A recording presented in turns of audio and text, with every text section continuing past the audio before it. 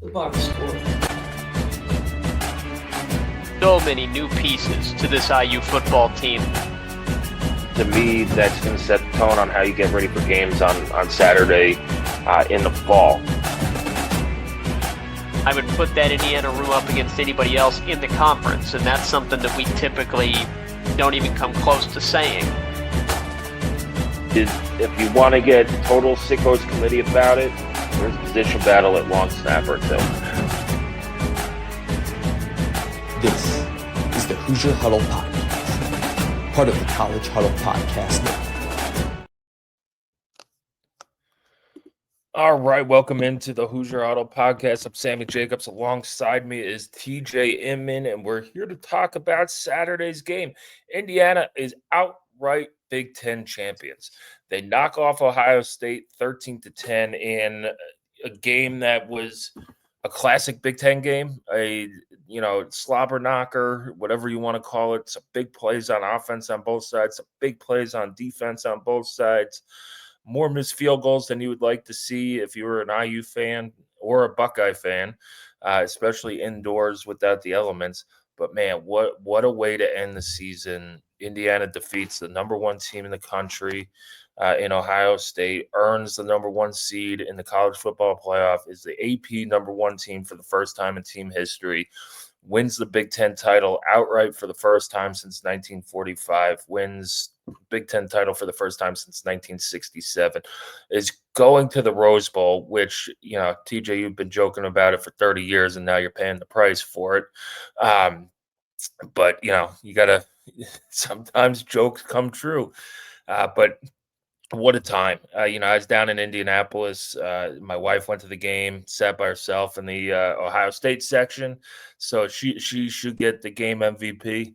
But, she didn't end up in jail. So that's a win, which might have been a concern for a little bit there.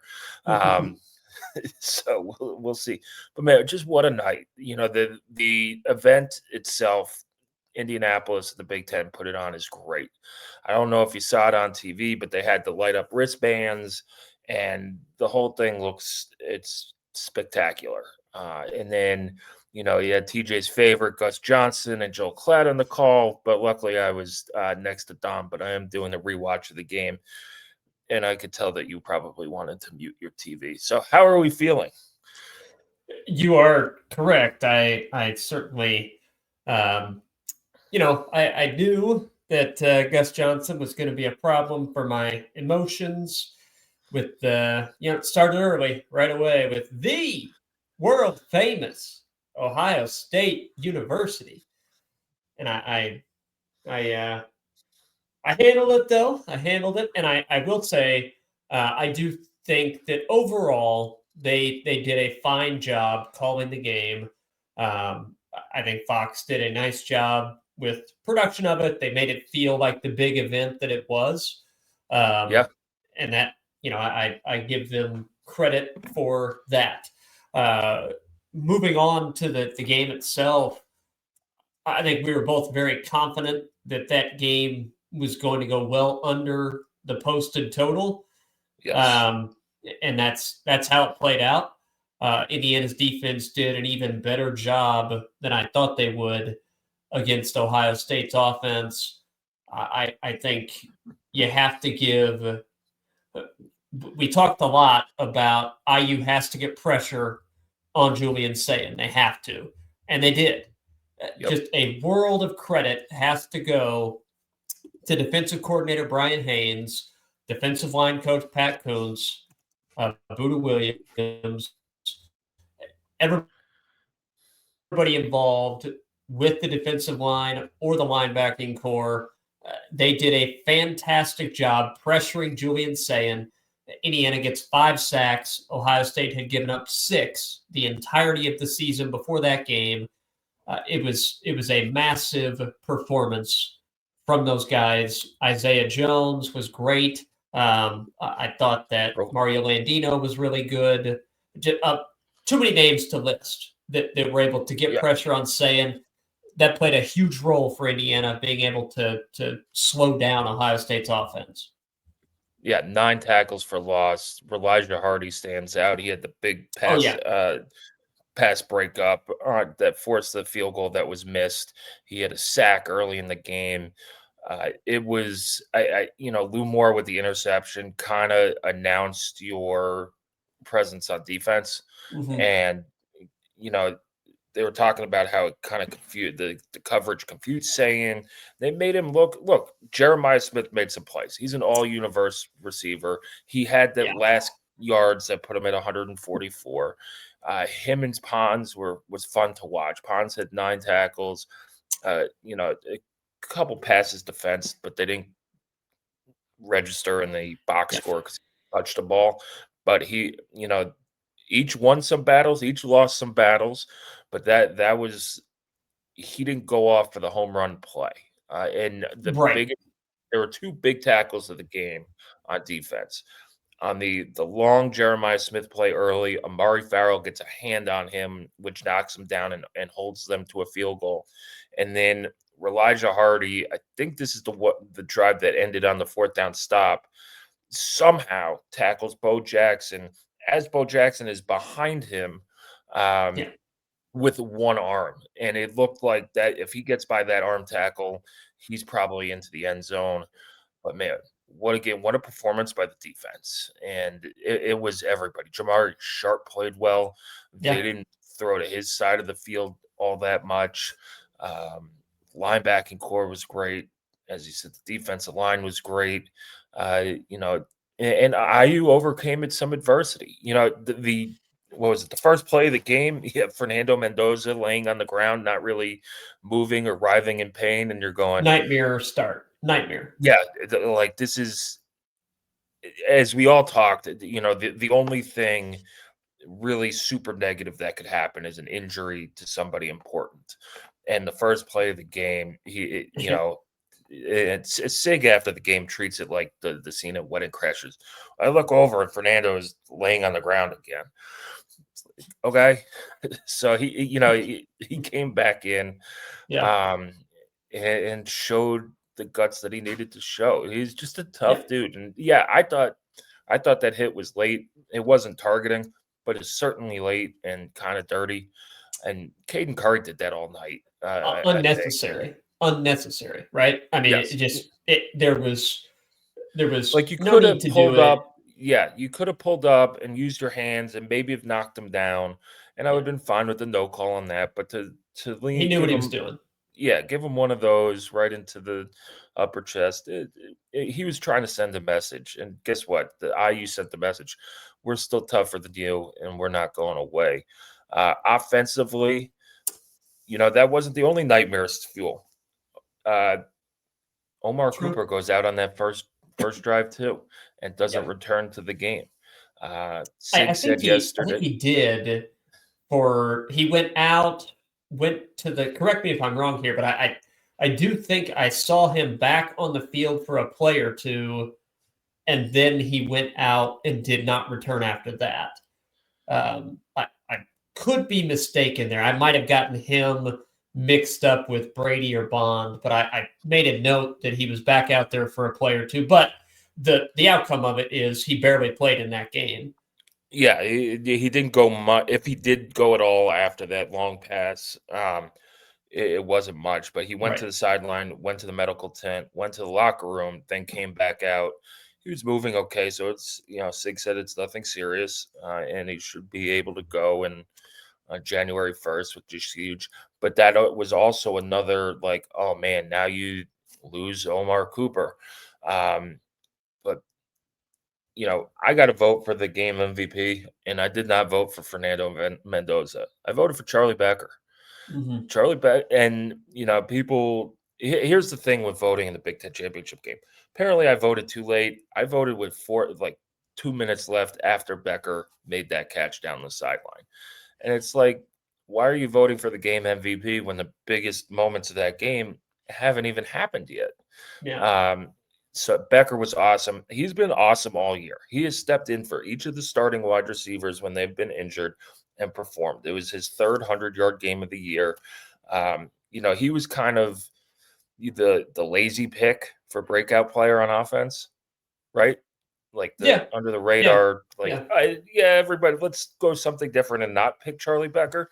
Right. But man, he made some contested catches, some big first down catches. He got behind the Ohio State secondary, and even when coverage was good and they had a hand in there, he held on to the ball. This kid, he's a legit 6'3", 6'4", super fast, and he's only going to get, all he needs to do is bulk up a little bit. He's still a little skinny, but if he bulks up a little bit, you're looking at another all Big Ten receiver in this room.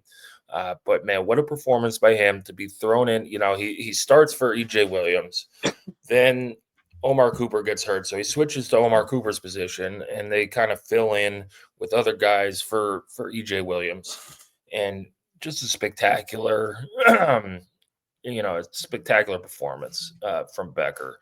So that was a good thing to see. Thought IU ran the ball well. Once Benson came in, the offensive line was solidified. It wasn't Caden Curry just eating up Zeb Mikulski all night. There were holes, and this is where Ohio State's just different on defense. They have some fast dudes. There are holes where Roman Hemby, if it's against Purdue, probably runs 20, 30 yards. Yeah. Except you're not playing Purdue. You're playing Ohio State, and those guys are all world in speed. And, hit them in the hole, close the hole fast, and hold them to 4 or 5 yards. But on the day, TJ, you said in our pregame podcast, IU needed to run for 4 yards a carry was one of the keys. Outside, let's see, sack adjusted rushing yards, 4.1. Yeah. Because sacks apparently count for rushing yards these days, right, in college football still. So they hit your key to the game. Yes. Yeah, the running game was good enough. And I thought that Indiana used it well. I know that there was certainly some frustration with where some of the runs were being directed. Instead of going off tackle or to the outside, that they were running too much inside. And I can understand that because it certainly seems like at times you're just banging your head against a wall, running against the interior of Ohio State's defensive line. But I thought that it was a concerted effort to keep Mendoza from having to drop back too much against that pass rush. And I think it worked. We talked a lot about time of possession and how Ohio State has just eaten up the clock in kind of the second half of the season. And for the first half, Indiana had the ball for almost 18 minutes out of 30. And you could tell at the end of the third quarter, Caden Curry was gassed. He was down on a knee. He was worn out. And that was the case for this Ohio State defense. Time of possession ends up being right even. Slight edge to Ohio State by about 26 seconds, I think it was. They held the ball a lot in the second half. They did. They did. Basically even, though, for your time of possession for the entirety of the game. And you'll take that if you're Indiana. It's a mirror. The halves were basically mirror images of each other. IU held the ball for 18 minutes in the first half. Ohio State held it for 18:37 in the second half. And Indiana got to the red zone and failed to capitalize in the first half. You thought that's going to be a fatal mistake. Yep. Ohio State gets to the red zone a bunch in the second half, or we'll call it scoring territory for Indiana, because there were a couple that they were right on the edge of the red zone, but gets into scoring territory a lot in the second half, and Ohio State fails to capitalize. So, both teams had those chances that they feel like, okay, if we could just finish that drive, we win this game. And that's fair. It was a very even game. I do think Indiana was the better team over the course of the 60 minutes and earned the victory. This was not a fluke. That was, hey, if not for those turnovers or if not for all those penalties, that's not what happened here. Indiana was the superior team. That's not to say that if they meet up again in the national championship, that it would go the exact same way. No, it's a coin flip game. That's what it is. It's a coin flip game. I guarantee you, Ohio State would be favored again if they met next week. That's just how it would go. Yeah. But I think that if you compare Indiana this past Saturday against Ohio State to the matchup that they had in 2024, everything we thought about how this Indiana team had improved was validated. Yep. Improved at the lines of scrimmage, that was validated. Upgraded at quarterback, that was validated. Fernando Mendoza made plays on the move that Ohio State's defense has not had made against them all season. No, and Curtis Rourke last year just physically could not make those plays. Yes. Because of his torn ACL. Now, Yes. if it was 3 years ago, maybe he makes those plays. But yeah, Sure. it was everything was validated. You caught the easy comparison, at least to me, and I asked Sig this after the game, is the middle 8 of the game, the middle 8 minutes. And it was really the middle 6, but in 2024, that's where IU lost the game. That's where they dropped the punt, the punt snap, and then they had the Caleb Downs return. This year, IU goes down, kicks a field goal, makes it 10-6. And I said in the group chat, I said, there's a big, like every old dad, big third down here. Well, it's a big 8 minutes here. Because you had the old Ohio State could go 2 for 1, go down, score, whatever it is, field goal, touchdown, and then have another shot coming out of the halftime for a field goal and touchdown. And IU kept them off the board. And I really think that started – IU was in it. Ohio State had the momentum because they were winning. And kind of, IU missed a field goal. You missed some opportunities down in the red zone for touchdowns. It kind of started to look a little like the Michigan game where, man, you had them and you kind of let them off the hook. And then you stop them. And you're like, okay, it's 10-6. We got the ball back. We made our halftime adjustments on offense. And Signetti and Shanahan stayed aggressive. You hit Charlie Becker for a big pass play. And then, Elijah Surratt on the back shoulder throw in the end zone. It's, there's a reason they call him Waffle House. He's open. I was rewatching the game, the Edward Coton highlights on Twitter with Sarah, and she's like, he wasn't. Why do they call him Waffle House? He's not always open. To Sarah, he's always open, right? Even when he's not open, he's open. Right. So that was the ball game, and they stayed aggressive, and they did that throughout. And I think that's the third part that we wanted to talk about was to play their game and be aggressive like they were at Oregon. Then you had the 3rd and 6 with 240 left, right around there, with a 33-yard pass to Charlie Becker, and that was just dagger. Instead of making them run the ball for 2-3 yards, force a timeout and punt it back to them, Sig went for the kill. And you got it. And that's what you have to do against these teams is you cannot give them the ball back. And they eventually did, but there was 18 seconds left. Yeah. And they had no timeouts by that point. No timeouts. And there's no way you're kicking a field goal. Like 0% chance you're going to kick a field goal unless you hit a bomb on the first play.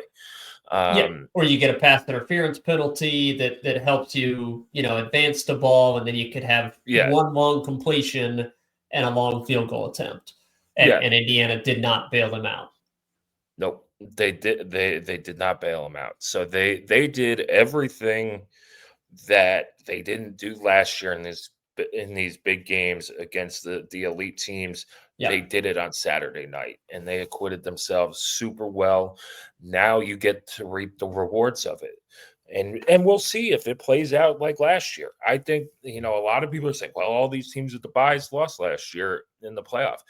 Well, one of them was Boise State playing against Penn State, who was ended up being a top 4 team and was the preseason number 1 team this year.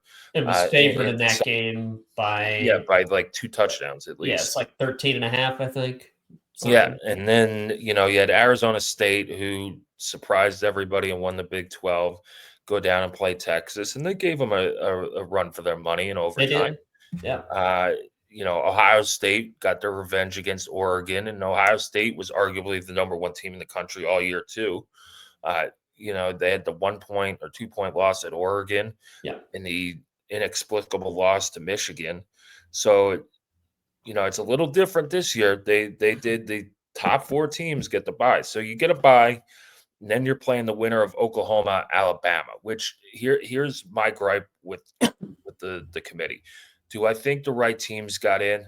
Probably. The whole process stunk, though. The whole Notre Dame was over Miami until last week, and then, you move them down because of the BYU loss. It's like, no. There's a data point right there at the beginning of the season. Miami beat Notre Dame. Even if they were 2 spots apart, it shouldn't have mattered until they got to 1. Right. Miami should have been above Notre Dame 2 weeks ago, at least. So to move them with no data points between either of them last week is kind of like, I understand why Notre Dame's mad. Now they took their ball and went home. And I'm not playing in a bowl game, but whatever. They could do whatever they want. Yeah. Sure, they could ask the Pope for forgiveness. And then Alabama does not get penalized for playing in the SEC game, Right. which I understand too. But they got their butts whooped, and they didn't move a spot.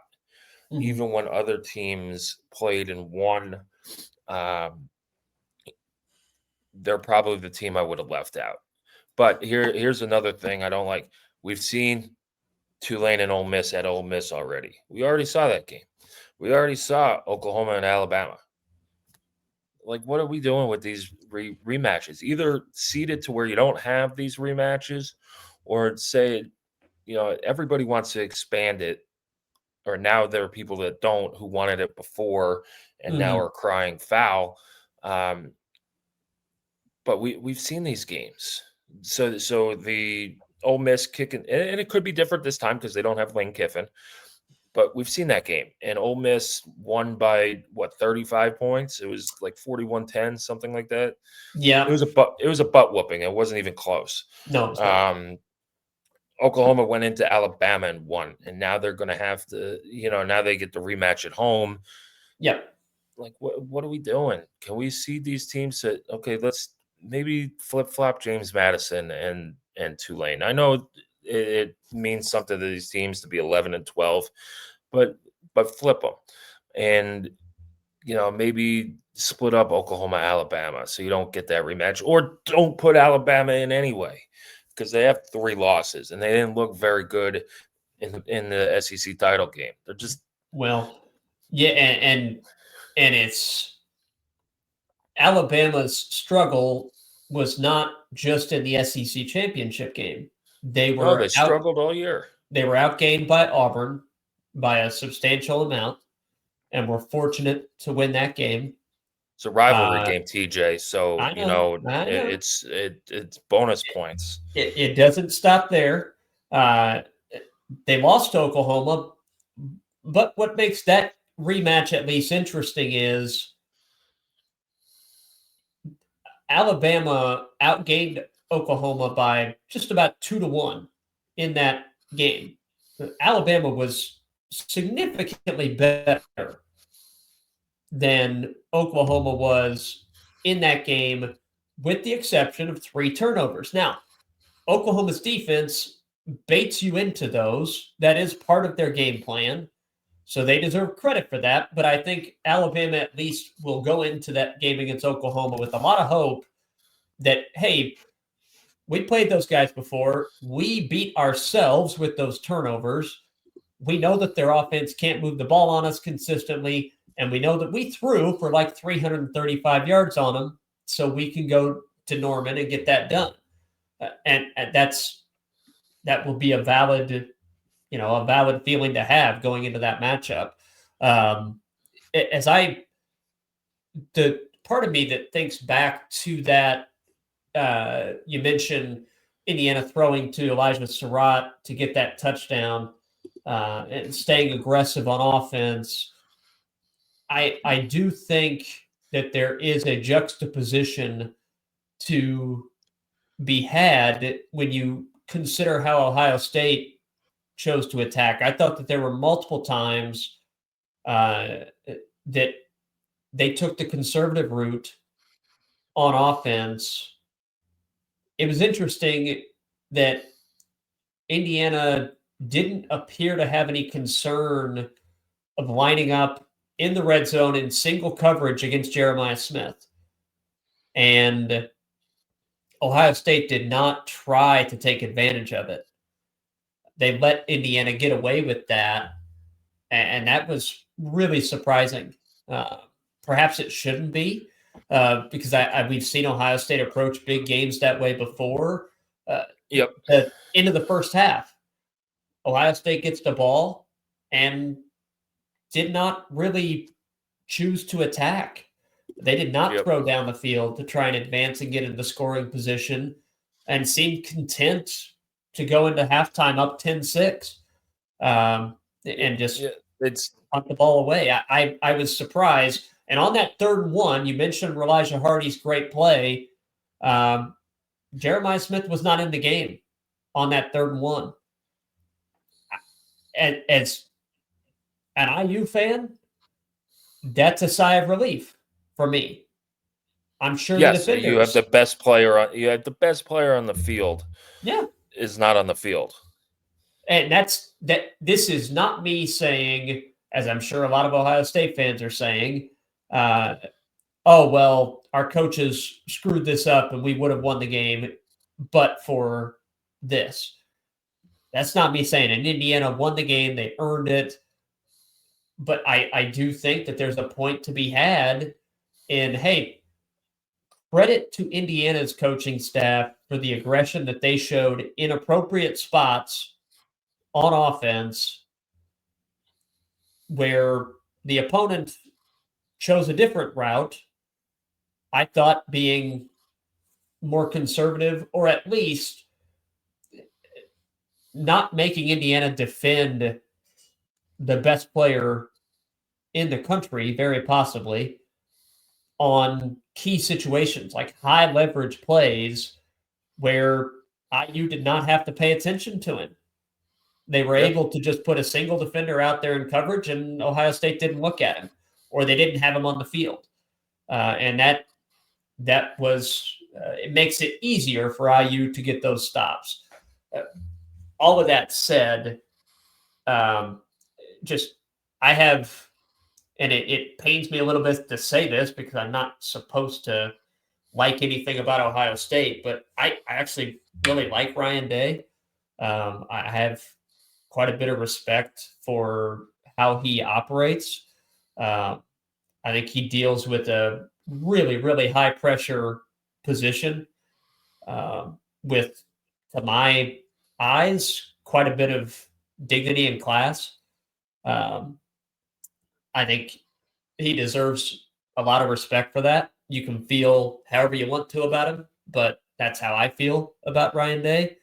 And I think for Indiana to go toe-to-toe with that first-class operation, and that's what Ohio State is. That is a program that is as good as any program in the country in talent evaluation, in accumulation of talent, in development.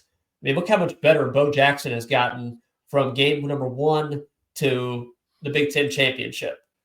Yep. He's now a really good first-string running back. Look at the defenders, how many guys they lost that they were able to plug in. Just, sure, granted, they're 5-star recruits. They're very talented, but still, plug guys in without much experience and just keep on humming as an elite defense. I mean, Sonny Styles, Arvell Reese, Caden Curry, like a ton of potential first-round draft picks. Indiana went toe-to-toe with them outplayed them and beat them in a game with a whole lot of pressure, a whole lot of intensity, and IU didn't blink. No, And it was a just game where remarkable. they matched the toughness. They weren't dominant. It wasn't a game where Fernando just went off throwing the ball and you got, I wouldn't say lucky, but throw a bunch of YOLO balls Sure. because your offensive line couldn't block anybody because they're out physical. Yeah. That's not what happened. The defense won the game. And I'll put on the Josh Pate clown nose. Yeah, defense won the game. Where I said the offense needed to have the better game than the defense for IU to win. The offense did just enough to score enough points to where the defense won it for you. Let me ask you this question here, because it was a subplot that we mentioned, Sayin versus Mendoza. Do you think that throw on 3rd and 6 to Charlie Becker, do you think that sealed the Heisman Trophy for Fernando Mendoza? Probably. I do think so, especially since Diego Pavia has no more data points on it. Pavia probably deserves it too. He deserves to go to New York City with his numbers. Yeah, fantastic season. The last moment, and it's not just that throw on 3rd and 6. The throw, he had a couple long throws to Becker where he just stepped back and launched it, and he's throwing the deep ball very well. There was the one on the touchdown drive that went, I think, for 52 yards, and he just dropped an absolute dime in there. To me, that would be the throw that, if I'm putting together the highlight tape, that's probably the one I lead up with, is a Big Ten championship game. You need a touchdown going against the top defense in the country, and you unleash just a 52-yard rocket. Yeah, and it's the drive at Penn State. At Penn State. But his Heisman moment is probably that throw to Becker down the sideline to clinch that game. The Heisman drive was the one at Penn State. Yeah, and then obviously the season itself, the full body of work, but kind of a addendum to what our opinions are. The odds before that game, Diego Pavia had crept into the favorite role, which I thought was kind of weird. He hadn't played, so I don't know how he jumped up into favorite. But Fernando Mendoza, after that game, as of today, minus 2,500 at FanDuel to win the Heisman. Diego Pavia plus 1,200, and then Jeremiah Love, Julian Sayin, all plus 40,000 and higher. So 2-man race with Fernando Mendoza, the significant favorite. So it looks like Indiana will have their first Heisman Trophy winner in just another chapter in this historic season. Yeah, and we'll probably have to stop using that word when this becomes. We said it last year, and then it happened again this year. At some point, it's just, this is Indiana football. But it has been an absolutely historic season. Even if IU football is really good now, this would still stand out as a historic season. I mean, even for the best programs, a Heisman Trophy quarterback, a Big Ten championship, and a 13-0 start to your season, and a trip to the Rose Bowl, like that's damn good no matter which program you are. Yeah. Right? Yeah. I think we start using the damn good line instead of, like, historic is, like, I don't know, kind of insulting, but to the program, I think. But it is a damn good season. And I think people need to, even Kurt Signetti, stopping to smell the roses right now. And you have a little bit of time to do it. And he said, tongue in cheek, he's got to keep this team humble and hungry. But you also have to enjoy the ride a little bit. And I think that's where some IU fans need to stop and enjoy the ride too. And I'm not saying they're being Stop and negative smell or the anything roses? but Is that yeah, stop and smell the roses. yeah. Just enjoy it. Just enjoy the moment and live in the moment. And like, I'm not looking ahead to outside of spending too much money on plane tickets. Too much money on plane tickets and hotels and all that stuff. Like, the Rose Bowl is the last thing on my mind. It's now like, just enjoy Saturday for about a week, and then we'll get into looking at Oklahoma and Alabama. And TJ, you posted an article this morning Yeah, we on can spend a minute or two Indiana's on that. Yeah. path to the playoff. Let me bring it up real Yep. quick. And if you haven't checked us out on HoosierHuddle.com, do so. We totally redid the website. It looks awesome. And, it's a perfect time to get subscriptions. We'll have some exclusive content leading up into the Rose Bowl. We have, football, statistical analysis. We have recruiting news. Portal's going to open here after the Rose Bowl and make our lives difficult. And then, of course, we have basketball coverage as well with statistical analysis there, guys on the ground at games, and all the IU sports. So, TJ, Indiana's path to a national title. Right. They start off, let's look at the field first. So IU was the number 1 seed. Mm-hmm. Number 2 seed is Ohio State, which I thought was interesting. What it should. It's what it should have been. The right call, but I was a bit surprised they did it. Yes, because I didn't think that they would do it. I thought Georgia would be the 2 seed as the SEC champion. They get the 3 seed and go to the Sugar Bowl, and Texas Tech gets the 4 seed, goes to the Orange Bowl. Ohio State is in the Cotton Bowl Classic. IU will play the rest of the bracket. 5, Oregon will play 12, James Madison up in Eugene at 7:30. Alabama, Oklahoma is the 8-9 game that feeds into the IU bracket. That's at December 19th at 8 p.m. from Norman. Ole Miss to host Tulane on December 20th at 3:30. That feeds into the Georgia bracket. Mm-hmm. Miami at Texas A&M, which shouldn't be a noon game, but somehow is a noon game on December 20th, feeds into the Ohio State bracket. So those are the matchups. IU's path is they start in the Rose Bowl. They'll play the winner of Alabama and Oklahoma, which I will give Oklahoma the edge. They're playing at home. They've already beat Alabama. I think Alabama is a little too one-dimensional on offense, but we'll see. It should be another good game.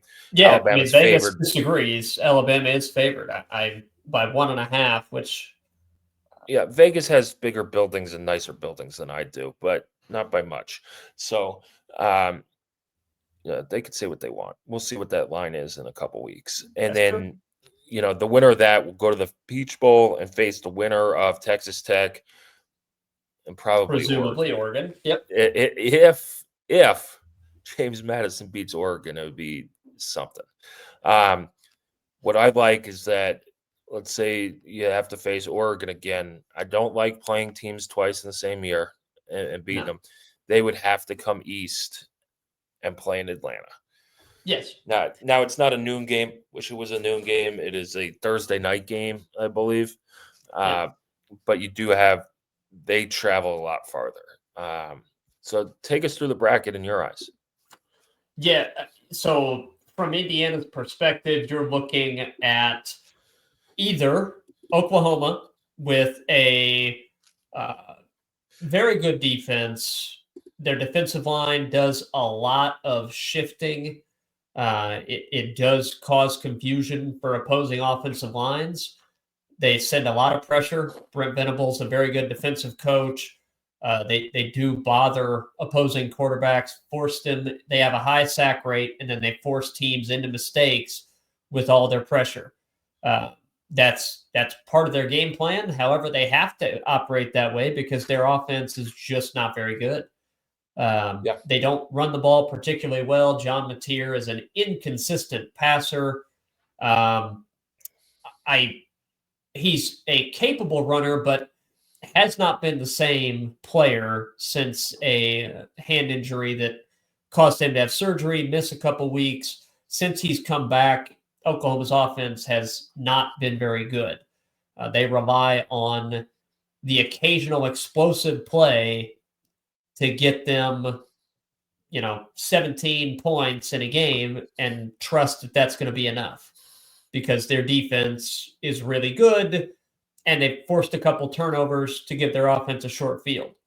That's Oklahoma's game plan, and they've executed it against a very tough schedule to get to 10-2. Now they're hosting Alabama, which, as we discussed, kind of reeling right now. But, Kalen DeBoer, we do think he's a really good coach.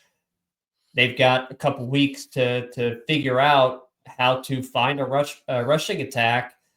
Jam Miller, if he can get healthy, would help with that, but still, it's a one-dimensional offense. Ty Simpson's banged up too. Yep, Ty Simpson's banged up. He looked as bad as he has all year against Georgia. So I don't know what's going to happen there, but you do like Indiana's matchup in that game. The one team that I did not want to see Notre Dame in that 8-9 game. And obviously they missed the bracket entirely, so we don't have to worry about the Irish. So we'll preview whoever wins that game, but obviously that's one to watch. Alabama and Oklahoma at 8 o'clock on December 19th. That is one for IU fans to watch, and I'm sure the team will be watching that one as well to see who they'll be taking on in Pasadena. If you win in the Rose Bowl, as you said, you're probably playing Texas Tech, which, again, elite defense, fantastic season for them. They're really good on the defensive line, really good at linebacker. They have possibly the best linebacker in the country in Rodriguez. How tested are they against legitimately top-end opponents? It depends what you think about BYU and Utah. They're good teams. I don't think they're good. They're good. They're great Are they teams. Oregon? No. We'll see. Well, it depends. We'll see. It depends how healthy Oregon is. And that's the big thing for the Ducks. It really is. If they could get Evan Stewart back, if they could get Evan Stewart back at wide receiver, because the rumor has been that they never ruled him out for the season. Right. DeCorian Moore needs to come back. If they get their wide receiver core back, they'll be at full strength. Yep. For the first time, probably all season. Yes. But we'll see. It'll be they're playing James Madison, but in that, which is an opportunity for them to get Evan Stewart somewhat game ready, right? It's an opportunity to get DeCorian Moore back in rhythm. It's an opportunity for Dante Moore to work with those guys because they haven't been able to work as a full first-team offense in quite a while. So I don't think that they're too broken up about not getting that bye. I think they view this as a good opportunity to stay sharp and to get healthy before they take on Texas Tech. That will be a great, that 5 seed is still, man, that's if you can't win your conference title, that's a good place to be. Yeah. It's the 5 and 6 seed, which are, it's Ole Miss and Oregon. Yep. The 5 and 6 seed's pretty good. Yeah. So Texas Tech versus Oregon is what we expect the matchup to be. If you play the Ducks again, it's going to be an absolute battle. It will take Indiana's best game to get through that. If Texas Tech beats Oregon, then that tells you, hey, they are absolutely legitimate. That is a noon game in Miami. Yes. So, so that could play a factor into it too. We've seen it all year. Now, it's a bowl game, so teams will go out earlier and get adjusted to the time change. But we've seen it all the last 2 years as these West Coast teams came into the Big Ten, them traveling east for noon games. There's always about a half where they look like they're still asleep. I was mildly surprised that Texas Tech did not get the benefit of getting to play in the Cotton Bowl. I think, at least according to what I heard in the press box Saturday, was that they did it by distance from the higher ranked seed, but that doesn't make sense with Ohio No. State. So I don't know if the aren't like the Bulls chose because Ohio State's going to the orange or is going to the Cotton Bowl. Yeah, It's in which Texas. is I know Texas is big, but Lubbock can't be that far from Dallas that it's closer no, than Columbus, Ohio. no. And they just played there in Yeah. the Big 12 title game. So I don't know. But regardless, that Oregon versus Texas Tech, that's going to be a really fascinating matchup. If you're Indiana, you get through the Rose Bowl. If you get one of those two in the Peach Bowl and get a win, then you're playing in the national title game against one of Georgia, Ohio State, for all likelihood, Georgia, Ohio State, Ole Miss, Texas A&M, or Miami would be your four most likely opponents. I have not seen enough consistency on the offensive end or against high quality opponents to have much belief in Texas A&M making a run like that. Miami, I'm sorry, I'm not going to take Mario Cristobal to win multiple games against high quality opponents. And then Ohio State and Georgia, if that is the semifinal matchup, buckle up. That'll be a great game. So, look, Indiana's in the field. They have as good a chance as anybody to win a national title. And that's a remarkable sentence to utter. It is 100% the truth. Yeah, and it's it shouldn't should they lose early before the national title game does not take away from what happened this season at all. No, This does is not mean it's a failure at all. no, like the goalposts don't really move. With this tournament style, this might be if this was 1907 and you had a rematch with Ohio State and Ohio State won 13-10. I'm claiming the national title as IU. I already beat them. I don't need to like this is one of those SEC titles that Ole Miss or whatever SEC team.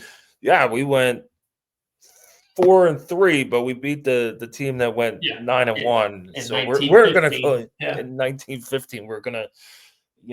We're gonna claim a national title. So the UPI national title, or we're the Hoosier Huddle national champions. Ooh, yeah, we'll do that for you, IU. Contact us. We'll get a trophy for you. Yeah, we'll crown you. Well, yeah, we'll go to a local trophy store and find the bowling trophy, world's best grandma from Ant-Man. Yeah. So we'll stick a little football guy on there. Yeah, so to me, it's playing like I have my thoughts about the college football playoff. It's the whole sport's made for TV and made for money, but especially this event, and it is more of an invitational than anything else. But yeah, to go and say Indiana needs 2 wins to play for a national title, and you're probably going to play a team that you already beat is remarkable. Now, I'm not saying that they're going to beat Ohio State again or even play Ohio State again, but to go in and say, hey, we could beat anybody in this tournament, and anybody could beat you too. But we could legit. We've shown we beat Oregon, Ohio State, and then anybody from the SEC. We could play with them too. Yeah. So it's what a time. So it's a good time to be a Hoosier. I'm about to head down to Bloomington, talk to some players, and then head back up. So, yeah, we'll have all the coverage here. We'll have basketball podcast coming after the Penn State game tomorrow. We'll do it on Wednesday we'll look at we'll look at what happened at Minnesota. We'll look at the Louisville game, and then whatever happens against Penn State. But I'll say this: they have to win. They have to beat Penn State. To get some of your mojo back, you need a win, and especially it's not a great Penn State team. It's a can't lose. It's always been a can't lose game, but to get some mojo back and get people on the right side here is very important to win your Big Ten opener at home against a team that's very, very beatable. Yes. Yep. Yeah. And we also have with the game coming up against Kentucky.